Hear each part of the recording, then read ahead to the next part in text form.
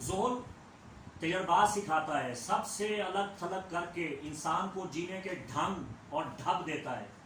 اگر زحل ذائچہ پیدائش میں ساد حالت میں ہو تو محنت کے بعد، کوشش کے بعد دیر پا کامیابیاں بھی لاتا ہے، ترقی کے سالوں میں اعلیٰ مرتبہ، اختیار اور منصب دیتا ہے۔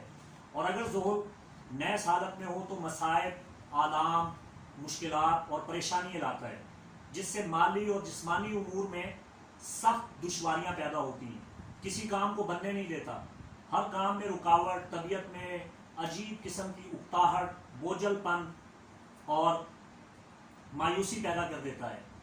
سخت دوڑ دھوپ کرنے کے باوجود انسان وہیں کا وہیں رہ جاتا ہے۔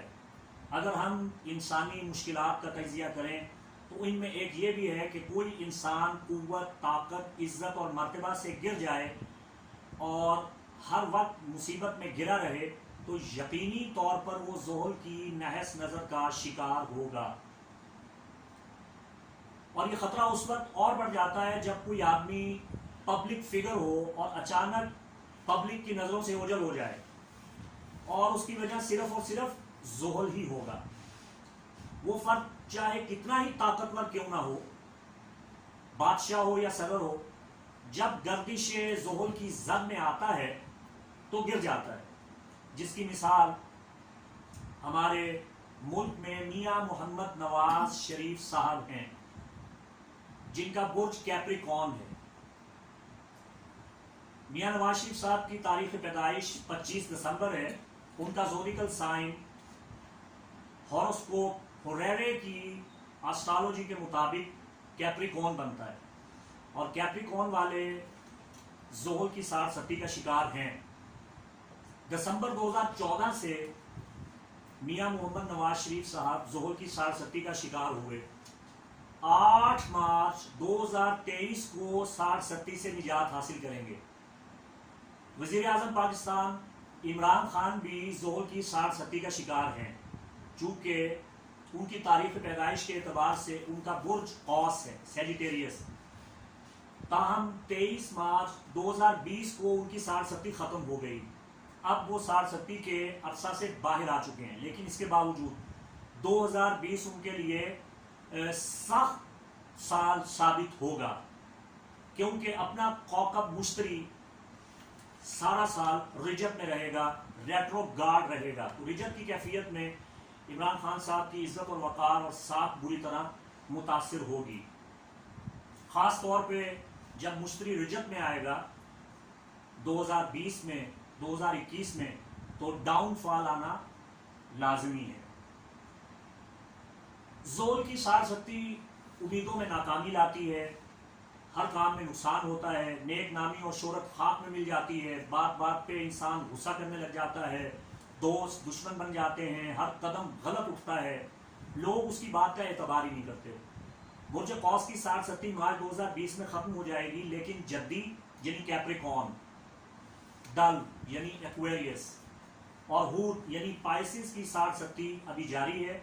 کینسر والے یعنی سرطان افراد پچھلے 2.5 سال سے زحل کی نحوست ڈھایا کا شکار تھے، یعنی زحل ان کے ذائچہ کے 7ویں گھر میں مقیم تھا، لیکن مارچ 2020 میں کینسر پیپل کو چھٹکارا مل گیا، اب ان کا ڈھایا کی نحوست کا خاتمہ ہو چکا ہے۔ لیکن برج اسد والے افراد اب 23 مارچ سے لے کے آئندہ 2.5 سال تک زحل کی 2.5 سالہ نحوست ڈھایا کا شکار ہو چکے ہیں۔ زحل نحس اثرات مرتب کرے تو تباہ و برباد کر دیتا ہے۔ یہی وجہ ہے کہ ہندو منجمین اسے نحس اکبر کہتے ہیں، یعنی ویدک سسٹم میں، ہندو علم نجوم میں اسے نحس مانا جاتا ہے، یعنی اسے شنی کہا جاتا ہے۔ ہندو زحل کو شنی کہتے ہیں، اور شنی کو تباہی، بربادی اور زوال کا پلینٹ شمار کرتے ہیں، جبکہ حقیقت یہ ہے کہ زحل اگر ساد حالت میں ہو تو دولت، عزت، مرتبہ، مقام، قوت، غلبہ، اقتدار، اختیار دیتا ہے۔ زحل انسان کو ترقی کی بنیادوں پہ لے جاتا ہے، چونکہ زحل ایک سخت گیر استاد کی طرح ہے۔ زحل انسان کو زمانے کے نشیب و فراز دکھانے کے بعد اسے نواز دیتا ہے۔ جب انسان سمجھدار ہو جاتا ہے، اپنے بیگانے کی پہچان کرنے لگتا ہے، تو پھر انسان تجربات سے سیکھنے کے بعد ترقی کرتا ہے۔ اب میں گزارش کر دوں کہ برج قوس افراد ان کے لیے خوشخبری ہے کہ ان کی ساڑھ ستی 10 جون 2012 کو شروع ہوئی تھی. 23 مارچ 2020 کو ان کی ساڑھ ستی ختم ہو گئی. سیجیٹیریس خواتین و حضرات ساڑھ ستی سے محفوظ ہو گئے.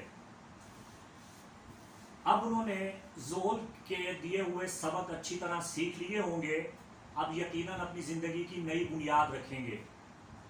برج جدی 24 دسمبر 2014 سے لے کے 28 مارچ 2023 تک ساڑھ ستی کا شکار رہیں گے. برج دل یعنی ایکویریس 21 دسمبر 2017 سے لے کے 26 مئی 2025 تک ساڑھ ستی کا شکار رہیں گے. اور برج حوت یعنی پائسز پیپل 23 مارچ 2020 سے لے کے 14 اپریل 2028 تک ساڑھ ستی کا شکار رہیں گے. برج سرطان کا ڈھایا ختم ہو چکا ہے. اب برج اسد کا ڈھایا 23 مارچ 2020 سے لے کے 8 مارچ 2023 تک رہے گا.